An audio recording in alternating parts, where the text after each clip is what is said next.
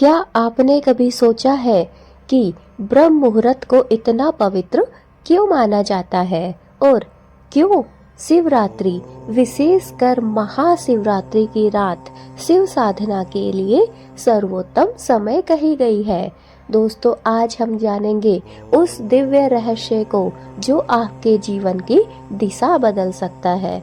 बस आप मेरे साथ अंत तक इस वीडियो में बने रहिए। यही वह वीडियो है जो आपके समय की दिशा को बदल कर रख देगा।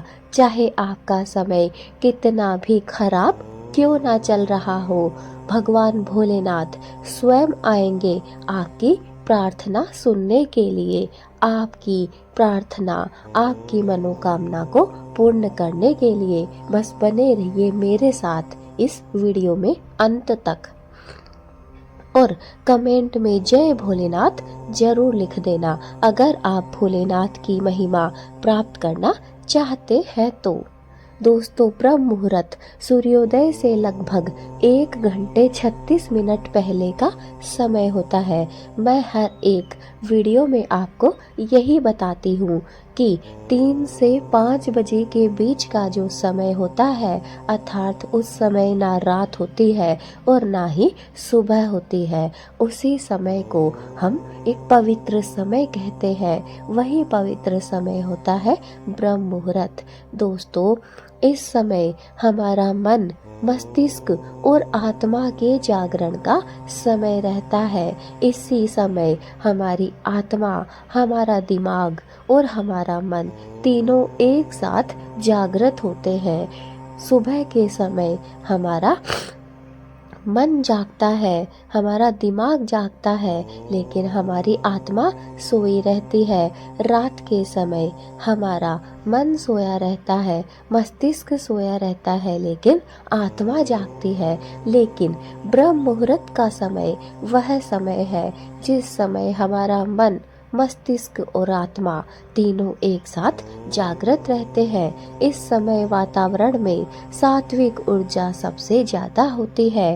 ध्यान, जप और साधना का कई गुना बढ़कर हमें फल प्राप्त होता है। दोस्तों, शिवरात्रि की रात क्यों है विशेष? क्या आपने कभी सोचा है? चलिए जान लेते हैं। शिवरात्रि वह दिव्य रात्रि है जब ब्रह्मांड की ऊर्जा अत्यंत सक्रिय होती है। पुराणों के अनुसार इसी रात्रि में भगवान शिव ने तांडव किया था और इसी दिन उनका विवाह देवी पार्वती के साथ हुआ था। शिवरात्रि की रात जागरण करने का अर्थ है अज्ञान से ज्ञान की ओर बढ़ना। जी हाँ दोस्तों, महाशिवरात्रि सिर्फ व्रत कर लिया, उपवास कर लिया, पूजा प्रार्थना कर ली इसलिए नहीं होता है, बल्कि यह वह समय है जिस समय भगवान शिव ने तांडव किया था। रात्रि के समय तांडव, इसी रात्रि में भगवान शिव ने तांडव किया था और इसी रात्रि में भगवान शिव का माँ पार्वती के साथ विवाह भी हुआ था। ये 2 बड़े कार्य इसी रात्रि में हुए हैं, इसलिए इसे महाशिवरात्रि कहा गया है।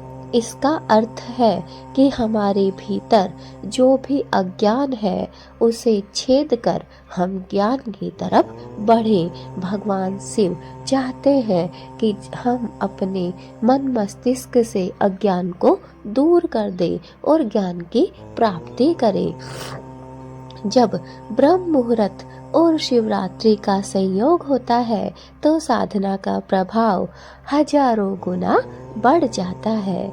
जी हाँ दोस्तों, ब्रह्म मुहूर्त का फल हमें कई गुना प्राप्त होता है, लेकिन सोचिए उसके साथ शिवरात्रि जुड़ गया हो तो अगर हम कोई कार्य करें तो उसका हमें 100 गुना नहीं, 1000 गुना नहीं, पता नहीं लाखों गुना हमें ज़्यादा फल प्राप्त होता है यदि इस समय आप ओम नमः शिवाय मंत्र का जाप कर लेते हैं, शिवलिंग पर जल अर्पित कर देते हैं और ध्यान जब तप कर लेते हैं, तो आपके भीतर की नकारात्मक ऊर्जा हमेशा के लिए नष्ट हो जाती है और आपका आत्मबल बढ़ जाता है। फिर आपके इस आत्मबल को घटाने वाला इस धरती पर कोई नहीं रहता है।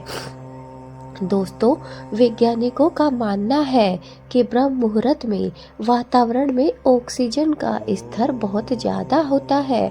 मस्तिष्क की अल्फा तरंगें सक्रिय होती है।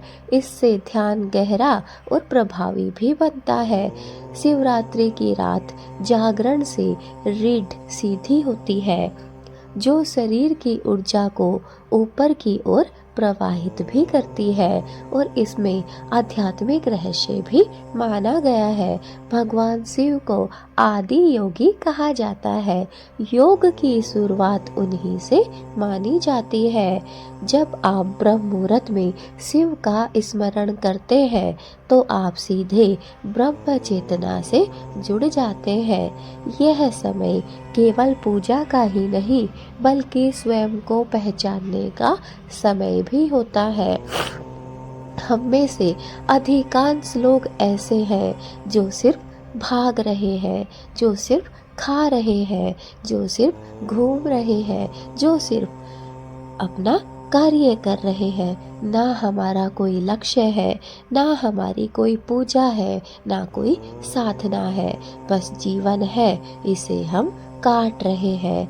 एक एक दिन करके हम व्यतीत कर रहे हैं। सच बताऊं तो क्या यही जीवन है? क्या पेट भरना जीवन है? क्या नहाना जीवन है? क्या खाना जीवन है? या फिर बच्चों का लालन पालन कर देना जीवन है? नहीं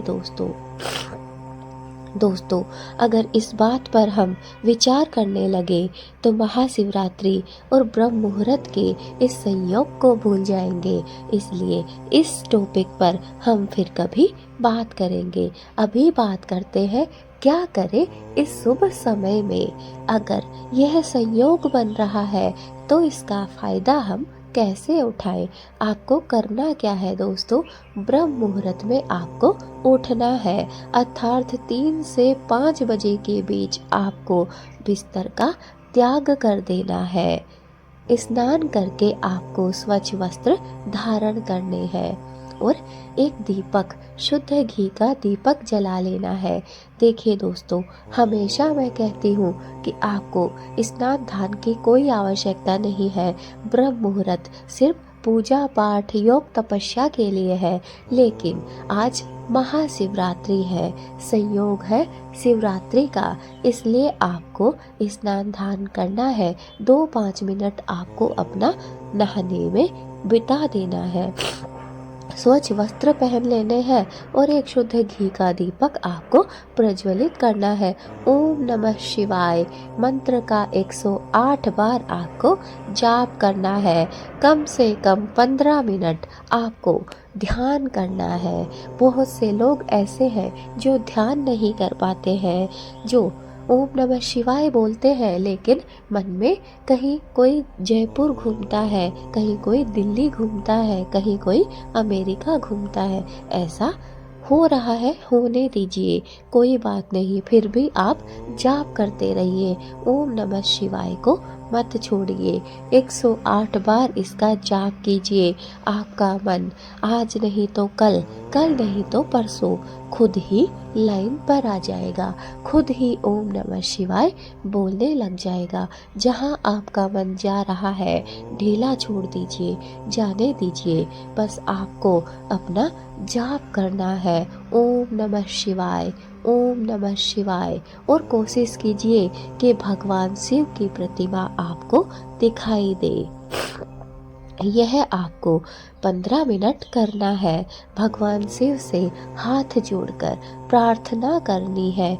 जो भी आपकी मनोकामना है, आपकी इच्छा है, जो आपको चाहिए है, जो आपको आज तक प्राप्त नहीं हो पाया है, उसकी भगवान शिव और माँ पार्वती से हाथ जोड़कर कामना करनी है, तो वो आपको बहुत ही जल्द प्राप्त हो जाएगा। भगवान शिव और माँ पार्वती के आशीर्वाद से आपकी जो भी मनोकामना आज तक अपूर्ण रही है, इस कार्य को करने के बाद वो आपकी इच्छा भी पूर्ण हो जाएगी। तो दोस्तों, यदि आप अपने जीवन में शांति चाहते हैं, शक्ति चाहते हैं, सफलता चाहते हैं, तो इस शिवरात्रि और इस ब्रह्म मुहूर्त के दिव्य संयोग को न जाने दें, इसे हाथ से बिल्कुल भी ना जाने दें, क्योंकि दोस्तों यह संयोग साल में सिर्फ एक ही बार आपको प्राप्त होगा। आप सोना चाहते हैं, बिल्कुल सोएंगे। एक दिन, सिर्फ एक ही दिन ऐसा समय है जिस समय आपको 3 से 5 बजे के बीच उठना है। इसके बाद अगर आप चाहें तो आप पूजा प्रार्थना जप तप ध्यान मंत्र करके वापस सो सकते हैं। इसलिए इस संयोग का फायदा उठाइए, इसे व्यर्थ ही मत गंवाइए। दोस्तों, अगर आपको हमारी यह वीडियो पसंद आई है तो इसे लाइक किए बिना मत जाइएगा। और हाँ, इस वीडियो को शिवरात्रि से पहले जितना ज़्यादा हो सके शेयर कीजिए अपने परिवार वालों के पास, रिश्तेदारों के पास, अपने दोस्तों के पास, ताकि शिवरात्रि के इस संयोग का, ब्रह्म मुहूर्त के इस संयोग का सभी फायदा उठा सके और अपने जीवन से अंधकार को दूर कर सके, माँ पार्वती और भगवान शिव का आशीर्वाद प्राप्त कर सके। दोस्तों, अगर आप हमारे चैनल पर नए हैं तो चैनल को सब्सक्राइब करना बिल्कुल ना भूलें। बेल आइकन को भी दबा दीजिए ताकि आने वाली हर एक वीडियो की नोटिफिकेशन आपको प्राप्त हो सके। दोस्तों, कमेंट में हर हर महादेव, जय भोलेनाथ जरूर लिखिएगा, ताकि भोलेनाथ और माँ पार्वती का आशीर्वाद आप सभी को एक साथ प्राप्त हो सके। दोस्तों, जब भोलेनाथ कृपा बरसाते हैं तो वो ये नहीं देखते हैं कि कितनी बरसानी है, लेकिन जब वो दुख और संकट देते हैं तब भी वो ये भूल जाते हैं कि कितना देना है। लेकिन हम लेने वाले हैं। अगर हम सुख को दोनों हाथों से ले रहे हैं तो क्या दुख हम दोनों हाथों से नहीं ले सकते? एक बार बस भोलेनाथ दे रहे हैं तो उसे स्वीकार करके देखिए। मैं कहती हूँ कि आपका दुख दुख में नहीं रहेगा, बल्कि वह दुख सुख में बदल जाएगा। जो आपको कल तक लग रहा था कि यह मेरे लिए दुख है, आज वही आपको सुख लगने लगेगा।